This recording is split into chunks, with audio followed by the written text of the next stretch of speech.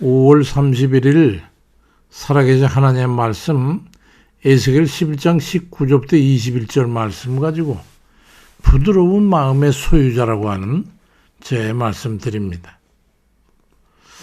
컴퓨터가 오래돼 가지고 이제 버벅거리는 바람에 어려움을 겪고 있다가 몇 주 전에 프린터마저 고장이 나가지고 수리를 하려고 그랬더니 수리비가 너무 비싸가지고 오래된 걸 수리하는 것보다 조금 더 보태서 새로 사는 게 낫겠다는 판단을 해줘가지고 프린터기와 노트북을 3년 장기 할부로 구매를 했어. 근데 그 구매하는 곳에 매장 직원이 아주 친절하게 안내를 해주고 고객 입장에서 여러 가지 애를 써주고 그러더라고요. 근데 집에 와서 이제 말씀을 준비하면서 인터넷에 검색하게 있어가지고 찾아보다 보니까 아니 글쎄 훨씬 비싸게 구매한 거라는 걸 알게 됐어요. 그게 마음에 얹혀놨습니다. 그래서 제품 회사에서 설문조사를 해달라고 마침 문자가 왔어요. 그래서 판매 직원은 친절했지만 컴퓨터 프린터 값이 인터넷보다 터무니없이 비싸가지고 그 회사의 판매 정책이 옳지 않다는 그런 생각에 그 설문조사에 느낀 대로 문자를 써서 응답을 했습니다. 그런데 컴퓨터 프린터기를 설치하고 온 기사의 말을 들어보니까 글쎄 그 설문조사 점수가 나쁘면 해당 직원에게 데미지가 크다는 걸 알게 됐어요.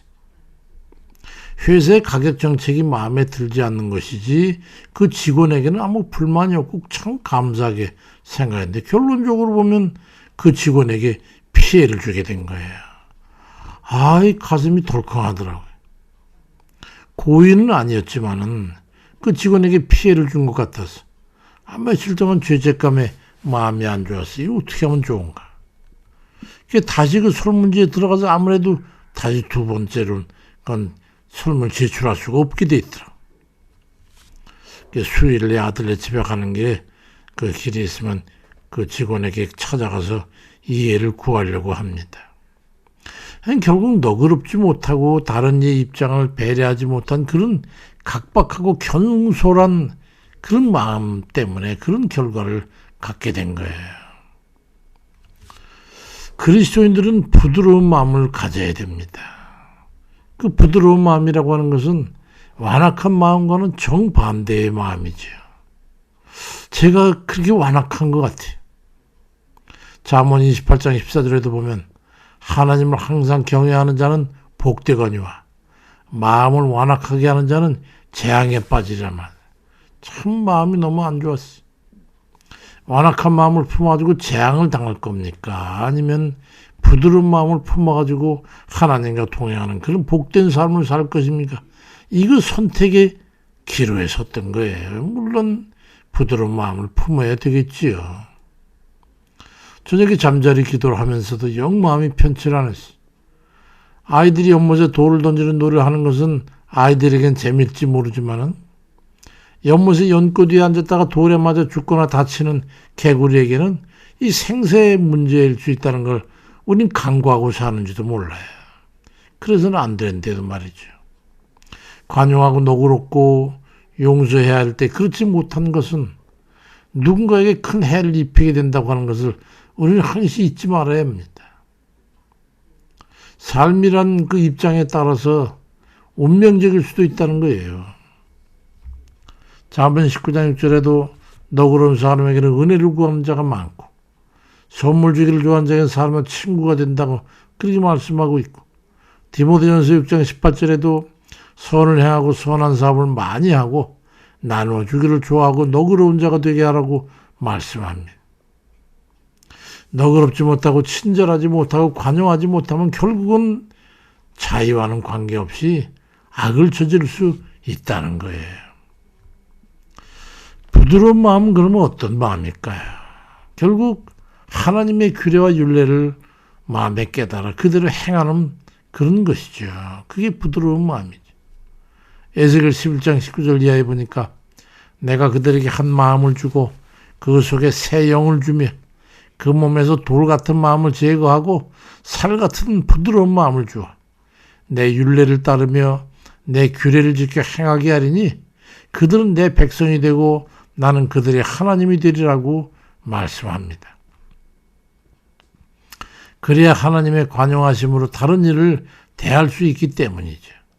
그러니까 부드러운 마음은 하나님의 말씀을 거부감 없이 은혜로 받고 따라 행하는 그런 마음을 말합니다. 나 자신이 용서받을 수 없는 죄인이었을 때 용서받을 만한 의의가 없었음에도 예수 그리스도의 은혜로 죄 용서함을 받고 구원받아 영생의 자격까지 얻게 됐어요. 그러한 은혜를 입은 자로서 그보다 상대도 안 되는 죄와 악을 나 자신에게 끼친다 해서 관용하지 못하고 너그럽지 못하고 감당하지 못하고 수용하지 못한다면 어떻게 하나님의 자비와 긍휼과 용서의 은혜를 입을 수 있겠느냐는 그건 당위성에 부딪히게 되는 거예요. 로마서 9장 8절에도 우리가 아직 대연되었을 때에 그리스도께서 우리를 위해 죽으심으로 하나님께서 우리에 대한 자기의 사랑을 확정하셨느니라 말씀합니다. 너도 하나님께 말할 수 없는 은혜를 입었으니까 너 또한 다른 이에게 은혜와 긍휼을 베풀어야 마땅하지 않겠느냐는 그런 말씀입니다. 그러니 누구에게든지 긍휼의 마음과 관대한 이해와 용서와 긍휼의 마음으로 대하라는 말씀이죠. 부드러운 마음을 하나님이 기뻐하시는 거예요. 강박하고 각박한 그런 사람은 하나님도 그렇게 하는 것 같아요. 하나님 말씀을 듣고 행하는 이들에게 하나님이 주가 되신다고 말씀하잖아요. 그러니 어리석은 사람의 수준으로 하나님 말씀을 판단하지 말고 마음을 열고 주의 말씀을 은혜로 받아서 지켜 행하는 일들이 돼가지고 하나님과의 깊은 교제 가운데 엄청난 은혜를 받아 누리시기 바랍니다. 그러기 위해서 마태복음 5장 7절에 보니까 긍휼히 여긴 자는 복이 있나니 그들이 긍휼히 여김을 받을 것이라고 말씀하고 있고 로마서 9장 15절에도 모세에게 이르시되 내가 긍휼히 여길 자를 긍휼히 여기고 불쌍히 여길 자를 불쌍히 여기리라 하셨으니 그렇게 말씀하셨으니까 우리 또한 그래야 된다는 논리의 말씀입니다. 하나님께서 우리를 향해 자비와 긍휼을 여기셨으니 우리 또한 다른 일을 그렇게 긍휼히 여기고 그리고 측은지심으로 용서하고 인내하고 이해하라는 그런 말씀을 하고 있습니다. 그 전에 어린 손자 녀석 기저귀 체험에서 보면은 그 엉덩이를 투닥투닥 뜨면 어찌도 그렇게 부드러운지 참 그땐 너무 행복했어요. 정말 사랑스럽습니다.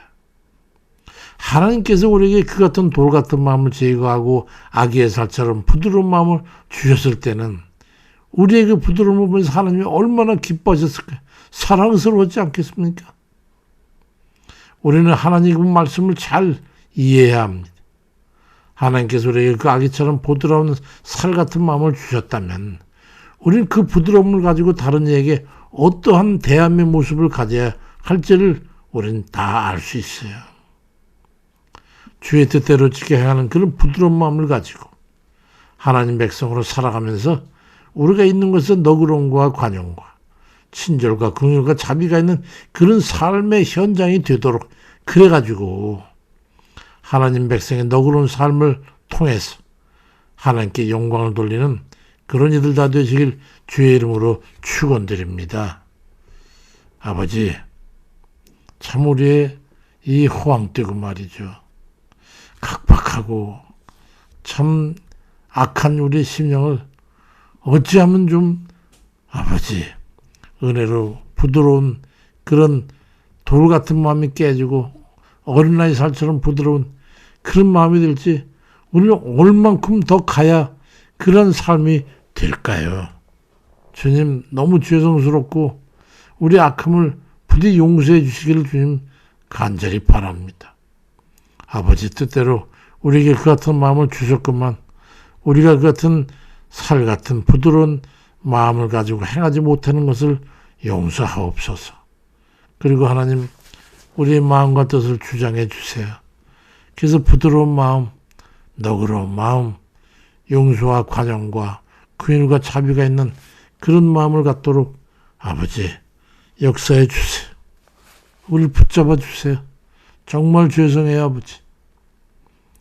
아버지, 그러한 마음으로 우리 주님 사랑하는 백성이라고 하는 그런 인정도 받고 또 우리가 행하는 그런 백성으로 우리 삶을 통해 아버지, 우리 아버지 되는 주 하나님 앞에 영광 돌려드릴 수 있도록 도와주세요.